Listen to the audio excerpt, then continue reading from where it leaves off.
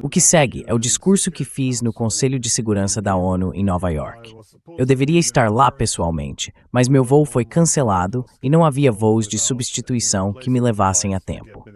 Ainda assim, aqui está o meu discurso, e em seguida, compartilharei alguns comentários para aprofundar meu argumento.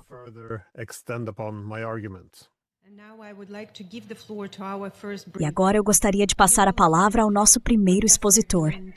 Vocês ouvirão o professor Glenn Giesen, analista político e especialista em segurança europeia e política externa russa, que publicou extensamente sobre geopolítica.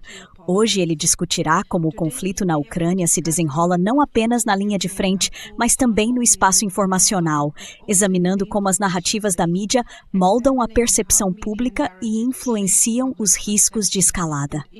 Senhor, diesen Gustin will have the Junts in my offices in Mafia and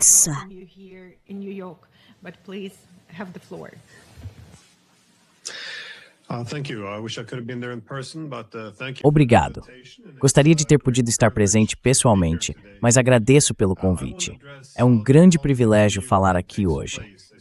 Quero abordar como o conflito na Ucrânia ocorre, como você mencionou, tanto no campo de batalha quanto no espaço da informação, e por que devemos nos preocupar com a manipulação de narrativas pela mídia e a demonização do adversário. Algumas das análises mais perspicazes sobre propaganda política vêm de Walter Lippmann, a partir de seu trabalho para o governo dos Estados Unidos durante a Primeira Guerra Mundial. Lippmann reconheceu que as democracias liberais tendem a apresentar os conflitos como uma luta entre o bem e o mal para mobilizar o apoio público à guerra.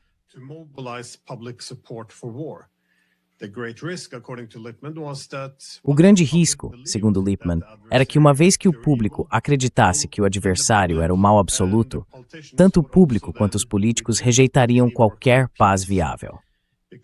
Em uma luta entre o bem e o mal, o compromisso se torna apaziguamento, e a paz exige que a guerra seja travada, pois o bem deve derrotar o mal.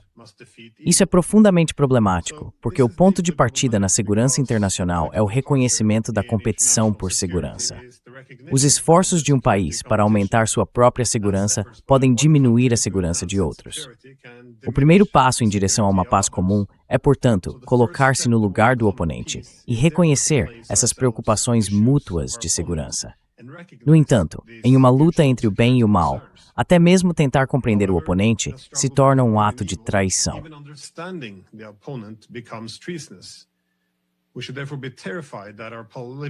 Devemos, portanto, ficar alarmados com o fato de que nossos líderes políticos, assim como a mídia, já nem sequer discutem as preocupações de segurança dos adversários.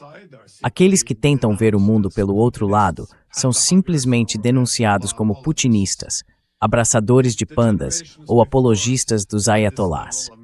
Se as gerações anteriores tivessem demonstrado esse nível de maturidade, é altamente improvável que tivéssemos sobrevivido à Guerra Fria. Está muito claro que a mídia nem sempre relata a realidade objetiva. Convencida de que está travando a boa luta, a mídia frequentemente constrói sua própria versão da realidade, e os jornalistas se tornam guerreiros da informação. Por exemplo, reconhecer as perdas das Forças Armadas ucranianas ameaça reduzir o apoio público à guerra. Da mesma forma, admitir que as sanções não funcionam ameaça reduzir o apoio público às sanções.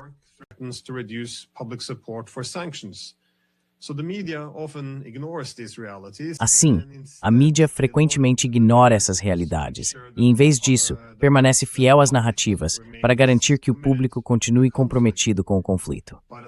Mas, como observou Lippmann, ao fazer isso, ela também elimina todos os caminhos em direção a uma paz viável. Vemos, portanto, que a Rússia precisa desempenhar esse papel duplo na mídia, como todos nós já vimos. Por um lado, ela deve ser retratada como irremediavelmente atrasada e fraca, mas ao mesmo tempo como uma ameaça esmagadoramente poderosa ao Ocidente. Dizem-nos que a Rússia está fracassando na Ucrânia, mas que também poderia conquistar a Europa se não a detivermos. Isso tem o objetivo de comunicar ao público ocidental que o adversário é muito perigoso, mas também de tranquilizá-lo, mostrando que a Rússia pode ser facilmente derrotada se simplesmente continuarmos a guerra.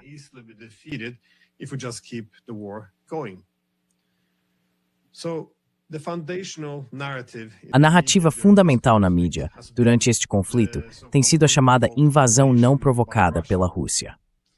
Essa é uma narrativa importante, porque implica que a Rússia é uma potência expansionista e imperialista, em vez de um Estado que responde a ameaças à sua segurança. Não há debate sobre a narrativa da invasão não provocada na mídia, e qualquer contestação a ela geralmente é difamada ou censurada por supostamente legitimar a invasão. Este teve permitido e qualquer compromisso ou grande forma de apaziguamento já passou before. É por sua vez a sentir novas agressões.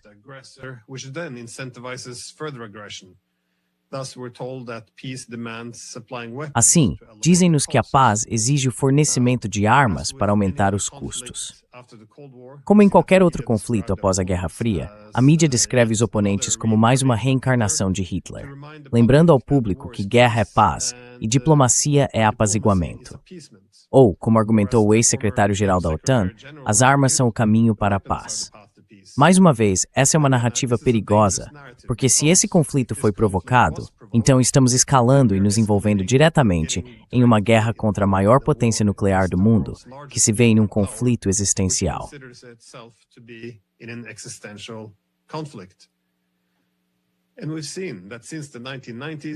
E vimos que, desde a década de 1990, muitos dos principais políticos ocidentais, chefes de inteligência, embaixadores e outros diplomatas alertaram exatamente sobre essas consequências da expansão da OTAN.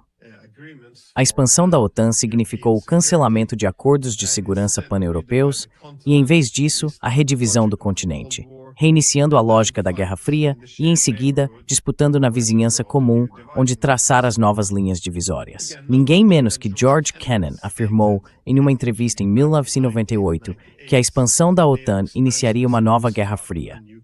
Ele previu: é claro que haverá uma reação negativa da Rússia, e então os defensores da expansão da OTAN dirão: sempre dissemos que os russos são assim. Mas isso está simplesmente errado.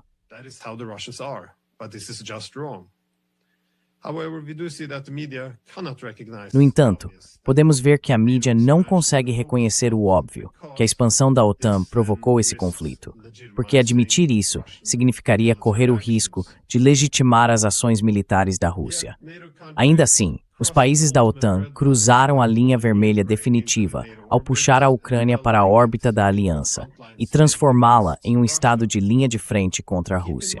Vale lembrar que Angela Merkel reconheceu certa vez que oferecer à Ucrânia um plano de ação para a adesão à OTAN seria interpretado por Moscou como, abre aspas, uma declaração de guerra. O ex-embaixador britânico na Rússia, Roderick Lyne, disse o seguinte sobre a tentativa de incluir a Ucrânia na OTAN.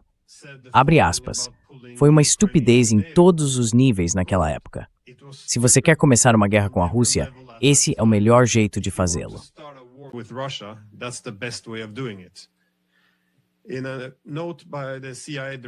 Em uma nota do diretor da CIA, William Burns, ele argumentou que tentar puxar a Ucrânia para a OTAN provavelmente desencadearia uma intervenção militar russa, algo que Burns observou que a Rússia não gostaria de fazer.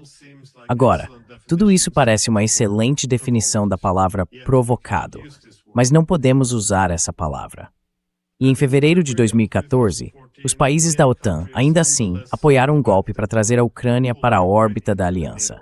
Nossa mídia vendeu o golpe como uma revolução democrática, embora Yanukovych tivesse sido eleito em uma eleição livre e justa. Sua remoção, e até mesmo os protestos na Praça Maidan, não tinham apoio majoritário entre os ucranianos e violaram a Constituição ucraniana.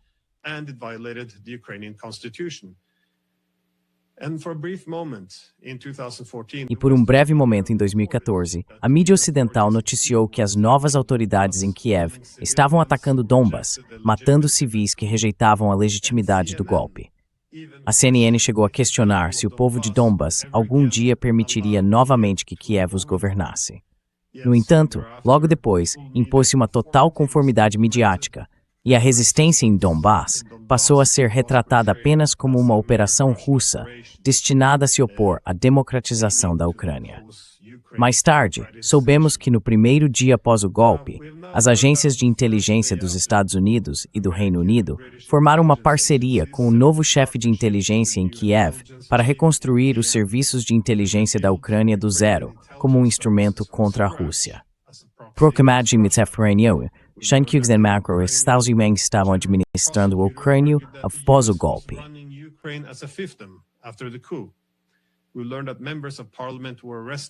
Soubemos que membros do parlamento foram presos, alguns foram privados de sua cidadania, a mídia foi expurgada, a língua russa foi expurgada, a igreja ortodoxa foi expurgada e civis em Donbass foram mortos ano após ano.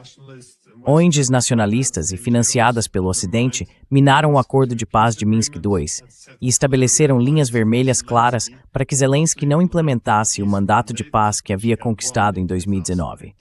Também vimos que um dos principais assessores do ex-presidente da França argumentou que a assinatura da Carta de Parceria Estratégica entre os Estados Unidos e a Ucrânia, em novembro de 2021, convenceu a Rússia de que ela deveria atacar ou seria atacada.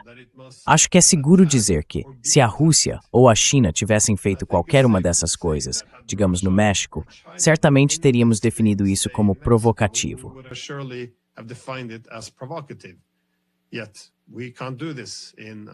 Ainda assim, não podemos fazer isso em nossa mídia. Assim, para vender a narrativa de uma guerra de conquista russa, a mídia, desde o primeiro dia, promoveu a ideia de uma invasão em grande escala, sugerindo que a Rússia estava usando todo o seu poderio militar para conquistar a Ucrânia, em vez de tentar forçar o país a restaurar sua neutralidade. E por essa razão, vemos que a mídia não pode informar o público de que os baixos níveis de tropas russas e as ações iniciais eram completamente incompatíveis com uma conquista. Pelo contrário, indicavam a intenção de manter a Ucrânia fora da OTAN. A mídia também não pode dizer ao público que no primeiro dia da invasão, Zelensky confirmou que havia sido contatado por Moscou para discutir negociações de paz, baseadas na condição de a Ucrânia não ingressar na OTAN. Algo que Zelensky concordou.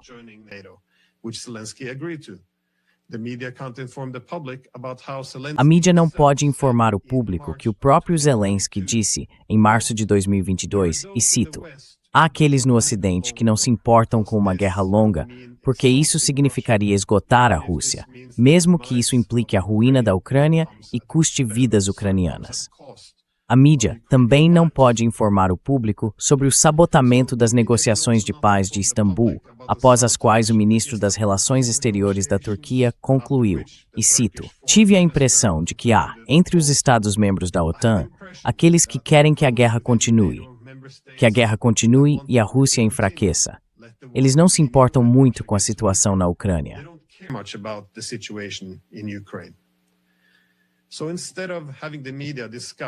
Então, em vez de a mídia discutir uma arquitetura de segurança europeia que pudesse mitigar a competição por segurança e evitar que a Ucrânia se tornasse um campo de batalha em uma Europa novamente dividida, ela preferiu demonizar a Rússia como um mal absoluto, vendendo a narrativa de que até mesmo a diplomacia deveria ser rejeitada, enquanto centenas de milhares de homens morriam nas trincheiras.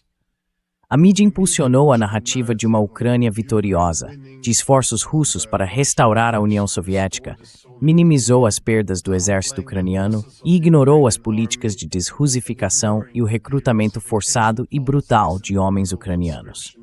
Tudo isso foi feito sob o lema de ficar ao lado da Ucrânia, independentemente do que os próprios ucranianos realmente queriam.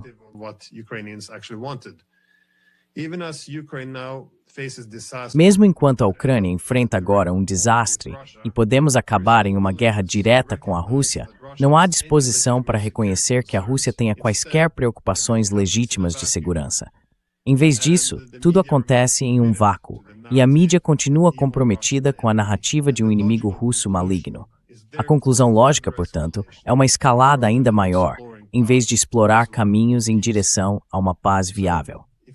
Então, se você quer entender por que se tornou impossível até mesmo discutir a paz, por que a diplomacia foi criminalizada, eu aconselharia que observasse a cobertura extremamente perigosa da mídia e lembrasse os alertas de Walter Lippmann sobre simplificar conflitos em uma luta entre o bem e o mal. Obrigado pela atenção. and evil. So thank you for your attention.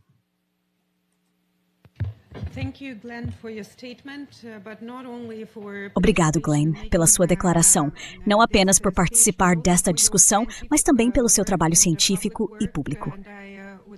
Eu também sugeriria que os colegas dessem uma olhada nos seus livros, artigos e no podcast que você apresenta.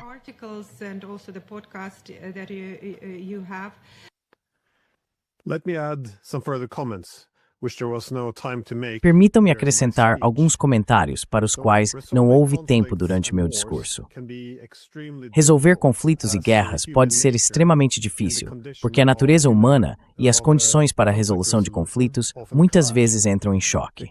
Os seres humanos são animais sociais. Somos amplamente organizados em grupos em busca de significado e segurança. Também faz parte da nossa natureza nos dividirmos entre o grupo interno, nós, e o grupo externo, eles ou os outros. Quando as pessoas enfrentam uma ameaça externa, é natural buscar solidariedade dentro do grupo para garantir segurança e sobrevivência. E por isso, criamos divisões claras entre o grupo interno e o grupo externo, contrastando nossa própria virtude com a suposta natureza maligna do oponente.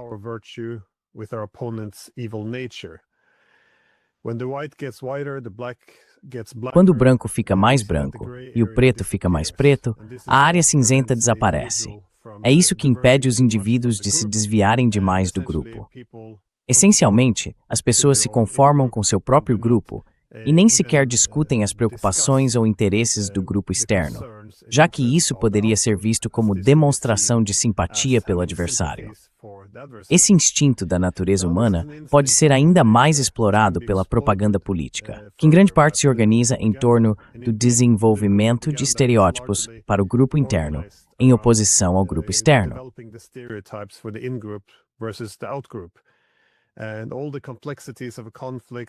Todas as complexidades de um conflito são simplificadas em uma mera luta entre os mocinhos e os vilões. Isso é da natureza humana.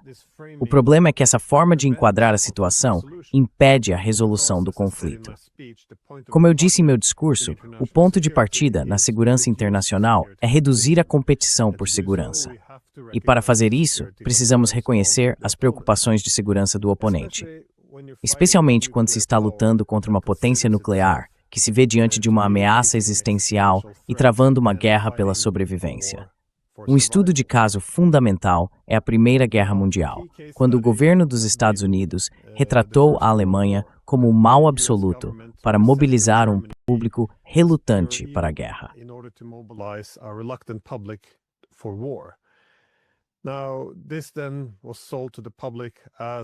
Isso foi vendido ao público como uma guerra contra o mal supremo, o adversário alemão desumanizado. Foi chamada, entre aspas, de a guerra para acabar com todas as guerras, a guerra para tornar o mundo seguro para as democracias. Essencialmente, com esse enquadramento, apenas a vitória total poderia criar a paz.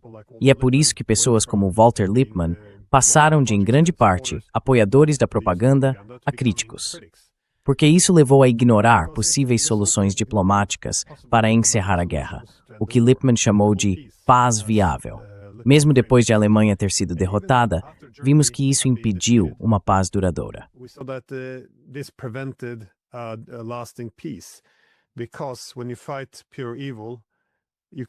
Porque, quando se luta contra o mal puro, não é possível restaurar um equilíbrio de poder, como quando a França foi trazida de volta à mesa após as guerras napoleônicas. Em vez disso, vimos que os alemães precisavam ser devidamente derrotados. Foi uma derrota humilhante depois da Primeira Guerra Mundial, e também uma derrota planejada para manter a Alemanha permanentemente enfraquecida. Como aprendemos mais tarde, isso criou as condições para outra guerra mundial. Portanto, embora possa parecer muito patriótico apresentar o adversário como o mal absoluto para demonstrar lealdade ao próprio grupo, isso, na verdade, vai contra os nossos próprios interesses, na medida em que enfraquece a capacidade de construir uma paz duradoura. Agora, permitam-me citar parte do trabalho de Raymond Aron, que advertiu em 1962 sobre dividir os estados entre bons e maus. Ele escreveu: "A diplomacia that are frequent spin go." Idealistic diplomacy slips often into fanaticism. It divides states into good and evil. Ela divide os estados em bons e maus, em amantes da paz e belicosos. Ela imagina uma paz permanente por meio da punição dos últimos e do triunfo dos primeiros. O idealista, acreditando ter rompido com a política de poder, exagera seus crimes. Pois bem, essa também tem sido minha principal preocupação após a Guerra Fria, quando o Ocidente se estabeleceu como um hegemon coletivo e insistiu que era uma força do bem.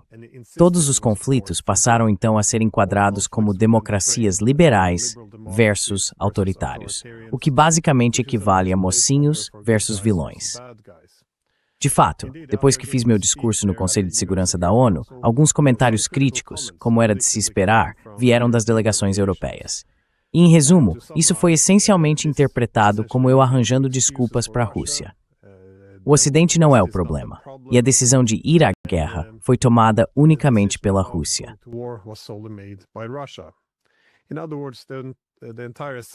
Em outras palavras, toda a avaliação é: o que você está dizendo? Quais narrativas está promovendo?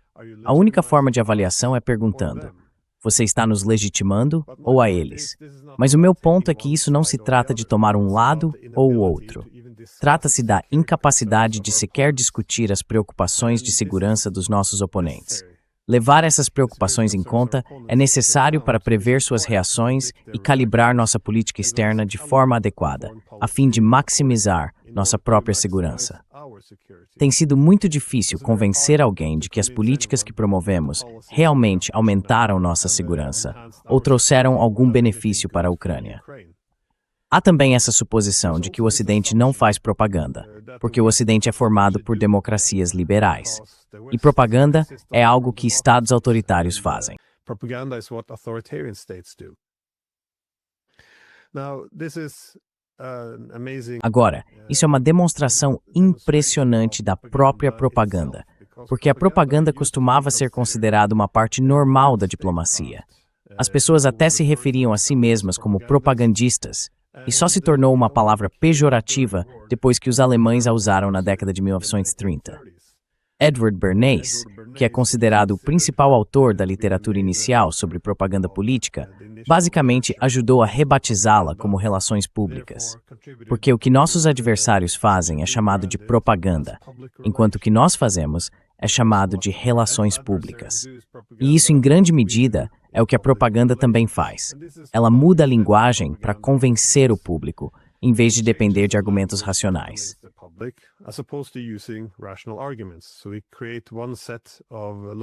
Então criamos um conjunto de linguagem para o que fazemos e outro para o que nossos adversários fazem. Mais uma vez, isso ajuda a reforçar a legitimidade do grupo interno e a deslegitimar o grupo externo. O que é bom para a solidariedade interna, mas péssimo para resolver conflitos se nem conseguimos comparar nossas políticas com as de nossos oponentes. Também se pode dizer que havia um consenso quase total entre os estudiosos originais da propaganda política há um século de que as democracias liberais eram, na verdade, mais dependentes da propaganda. Porque quando a soberania é transferida para o povo, torna-se mais necessário gerenciar as massas. De Edward Bernays a Walter Lippmann, essa não era uma afirmação controversa.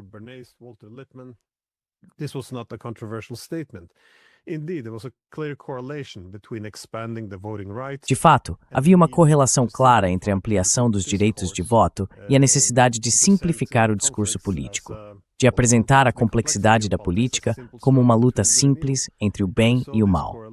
Observamos essa correlação à medida que se tornava mais desafiador administrar as massas. Mesmo durante a Guerra Fria, muitos estudiosos reconheceram que os Estados Unidos e o Reino Unido possuíam uma propaganda mais eficiente, porque um componente essencial da propaganda é a credibilidade da fonte. Enquanto os soviéticos dependiam apenas do aparato estatal e todos podiam ver quem transmitia as mensagens, os britânicos e os americanos conseguiam disfarçar ou canalizar sua propaganda por meio de instituições não governamentais e indústrias privadas. E, de fato, é assim que a propaganda é feita hoje. And indeed, this is how propaganda is also done today. We use non-governmental organizations. Usamos organizações não governamentais e outras instituições para fazer com que pareça mais credível. E por fim, deixe-me apenas dizer que é extremamente frustrante para um acadêmico como eu, que há mais de 20 anos vem alertando contra esta guerra que agora vemos na Ucrânia, alertando que ela destruiria a Ucrânia e possivelmente desencadearia uma guerra direta entre a OTAN e a Rússia, que poderia então escalar para um confronto nuclear. Em um cenário assim, todos nós perderíamos. Ainda assim, todas as vezes que levantei esses alertas ao longo dos últimos 20 anos, basicamente bati em uma parede. Isso é interpretado unicamente como estar do lado da Rússia, porque ao reconhecer as preocupações de segurança russas e como elas poderiam reagir, isso é simplesmente descartado como estar do lado do grupo externo e até visto como uma traição ao grupo interno.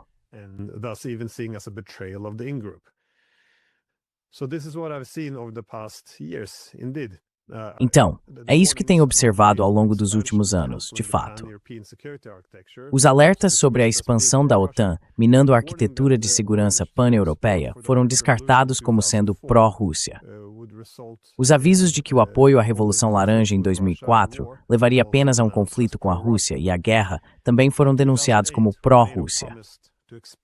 Em 2008, quando a OTAN prometeu se expandir para a Ucrânia e a Geórgia, mesmo que apenas uma pequena minoria de ucranianos quisesse ingressar na OTAN, e sabendo que isso provavelmente desencadearia uma guerra e possivelmente até fragmentaria a Europa, isso novamente foi visto como pró-Rússia.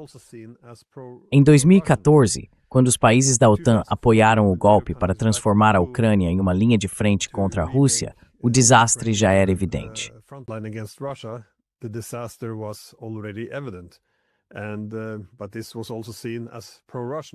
Mas isso também foi visto como pró-Rússia, algo que poderia legitimar o oponente.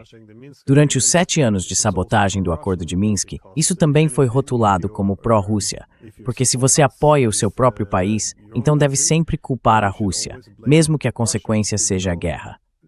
Em 2019, criticamos a sabotagem do mandato de paz de Zelensky pelos países da OTAN. Isso também foi chamado de pró-Rússia. Em 2021, quando os alertas de que a guerra estava chegando se tornaram cada vez mais evidentes, foi a mesma coisa. Eu até escrevi um artigo, em novembro de 2021, com um título mais ou menos como "A guerra em breve será inevitável". Isso foi simplesmente denunciado como uma tentativa de legitimar as ações militares da Rússia.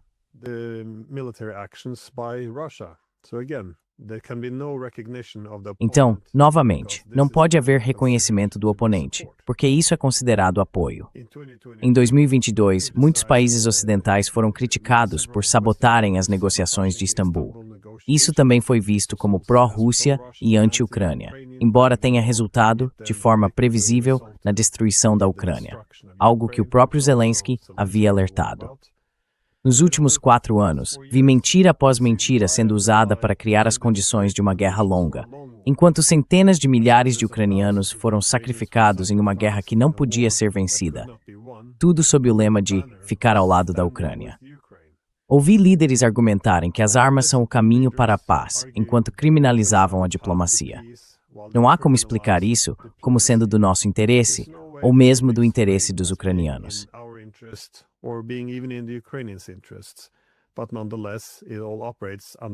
Mas ainda assim, tudo opera sob a bandeira de ser pró-nós, e se você discordar, então é pró-Rússia.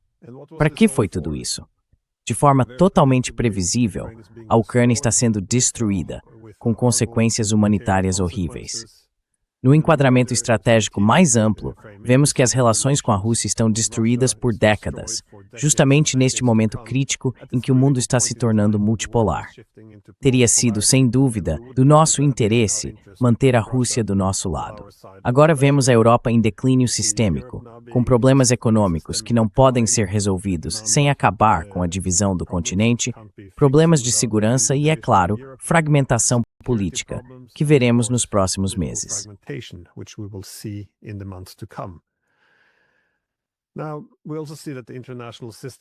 Agora também vemos que o sistema internacional está se desintegrando, o próprio direito internacional está se desfazendo, e o futuro da ONU já não é mais claro.